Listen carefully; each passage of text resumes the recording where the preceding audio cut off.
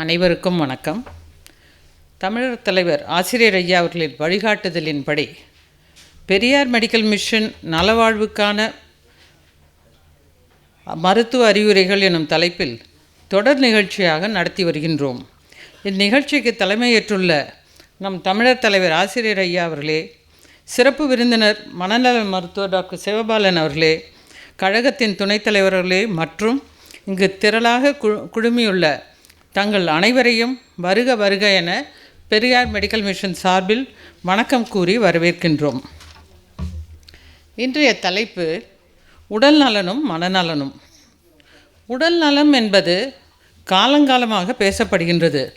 எனக்கு சுகர் இருக்குது, ப்ரெஷர் இருக்குது அப்படின்னு சொல்கிறதில் பெருமை கொள்வர். ஆனால் மனநலம் என்பதை பற்றி பேசுவதற்கு சிந்திப்பதற்கு கூட கிடையாது. மனநலம் பற்றி சுமார் 20 வருடங்களாகத்தான் நாம் உறக்க சிந்தனையுடன் நினைக்கின்றோம். லவுட் திங்கிங், தவறான வார்த்தைகளான அது ஒரு லூஸு, இது ஒரு மென்டல், இது கீழ்ப்பாக்குக்கு போக வேண்டிய கேஸு போன்றெல்லாம் நம் அகராதியிலிருந்து தற்பொழுது விலக்கிவிட்டோம். உடல் நலம் என்பது பற்றி பேசணுன்னா சரிவிகித அளவான உணவு, உடற்பயிற்சி, தடுப்பூசி போன்றது. கால முறைப்படி மருத்துவ பரிசோதனை செய்து கொள்வது அவசியம். Immunisation as per age schedule அப்படின்னு சொல்கிறோம்.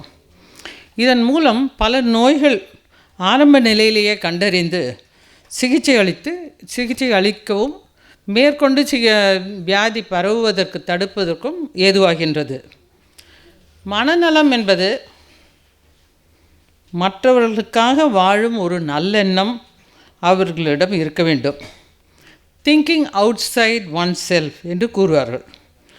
ஆழ்நிலையில் ஆழ் மனதில் பதியவிட வேண்டும். தனிமையை தவிர்ப்பது நல்லது.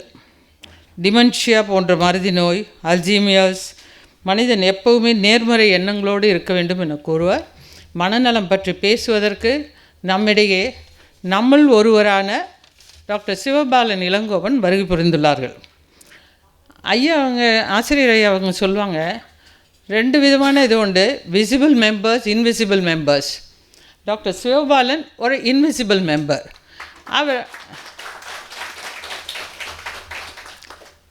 நான் இவரை ஒரு கிளினிக்கில் ஒரு இதுக்கு நான் ஒரு மீட்டிங் பேசணும்னு சொல்லும்போது, சார் பெரியார் திடல் அங்கே ஒரு மீட்டிங் வச்சுருக்கோம், வர முடியுமா?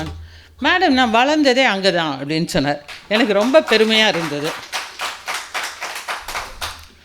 நம்ம கழகத்தோட துணைத் தலைவர் வீட்டில் தான் அவங்க எம்டி படிக்கும்போது ஒன்றாவே இருந்து வளர்ந்துருக்கேன்னு சொல்கிறாங்க. பட் எல்லா திடலில் நான் மியூசியம் பார்க்குறீங்களான்னு கேட்டேன்.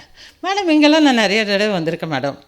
சரி, ஐயா கிட்ட மட்டும்தான் அவங்களுக்கு அவ்வளோ பரிச்சயம் இல்லைன்னு நினைக்கிறேன். ஓகே, இப்பொழுது டாக்டர் சிவபாலன் இளங்கோவன் பற்றிய அறிமுகம். அவரை பற்றி பேசணுன்னா நிறைய பேசிக்கிட்டே இருக்கலாம் போல் இருக்குது. அவ்வளோ இருக்குது பயோடேட்டா எனக்கு நான் கண்டுபிடிச்சதில். பட் முக்கியமானது மட்டும் இப்போ பேசலான்னு இருக்கேன். திருச்சி மாவட்டம் அருகே வலையப்பட்டி என்கிற கிராமத்தில் 1981 பிறந்தவர். இவரோட qualification at present professor and head of the department of psychiatry, doctor MGR educational research institute, Maduravoyal. அவருடைய எம்பிபிஎஸ் கியாபே விஸ்வநாதம் கல்லூரியிலும் திருச்சியில், MD psychiatry government Stanley medical காலேஜ்லேயும் படிச்சிருக்காங்க. Career university medal winner for MD psychiatry, doctor MGR medical university. He is associated with doctor M Thirunavukkarasu. அவரோட இதில் 2 text புக்கில் topics எழுதியிருக்காங்க, schizophrenia today and mood disorders today. Doctor திருநாவுக்கரசை பற்றி இப்போ தான் ஐயா அவங்க கொஞ்ச நாளுக்கு முன்னால் அஞ்சாமைங்கிற திரைப்படத்தை பற்றியெல்லாம் பேசியிருக்காங்க. அந்த டாக்டர் திருநாவுக்கரசோடு தான் இவங்க ஒரே வேவ் லெங்த்தில் இருக்க டாக்டர்ஸாக இருக்கனால மீட் பண்ணிகிட்ருக்காங்க. ஆஸ் அ ரைட்டர் 20 புத்தகங்கள் எழுதியிருக்கிறார். உயிர்மை பதிப்பு வெளியீடாக வந்திருக்கின்றன. மனம், மனிதன், சமூகம், நம் காலத்தின் குழந்தைகள், இன்ஸ்டா போன்றவை பெரிதும் வரவேற்பை பெற்றவை. உயிர்நதி என்ற நாவலுக்காக சுஜாதா விருது பெற்றுள்ளார். ஆனந்த விகடனில் இவர் எழுதிய நவீன வாழ்க்கையின் உறவு சிக்கல்கள் பற்றிய தொடர் அன்பிற்கும் உண்டு அடைக்கும் தாள். நம்ம எல்லாம் பேசுகிறது அன்பிற்கும் உண்டோ அடைக்கும் தாள்னு நினச்சிருக்கோம். அவரை பொறுத்த வரைக்கும் அந்த இதில் அன்பிற்கும் உண்டு அடைக்கும் தாள் என்ற புத்தகமாக வெளிவந்தது கவனத்தை பெற்றது. மனம் தொடர்பாகவும் மனநல பிரச்சனைகள் தொடர்பாகவும் அதன் மேலுள்ள மூட நம்பிக்கைகளை களையும் நோக்கத்தில் அச்சு ஊடகங்களிலும் காட்சி ஊடகங்களிலும் தொடர்ந்து பேசி வருகிறார். இப்போ நம்ம பார்த்தோன்னா இப்போ நிறைய பேர் மோஸ்ட் வாண்டட் சைக்காட்ரிஸ்ட், மோஸ்ட் வாண்டட்னு மோஸ்ட் வாண்டட் பர்சன் கிரிமினல்ன்றது நம்ம தான் நம்ம யோசிச்சிருக்கோம்.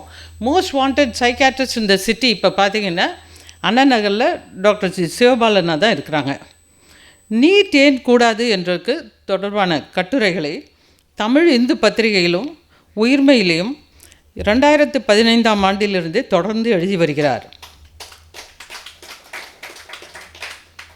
கலைஞரும் தமிழ்நாட்டு மருத்துவ கட்டமைப்பும் என்று இவர் 2017இல் எழுதிய கட்டுரை மருத்துவத்துறையில் திராவிட மாடலை விளக்கி பேசியிருக்கிறது.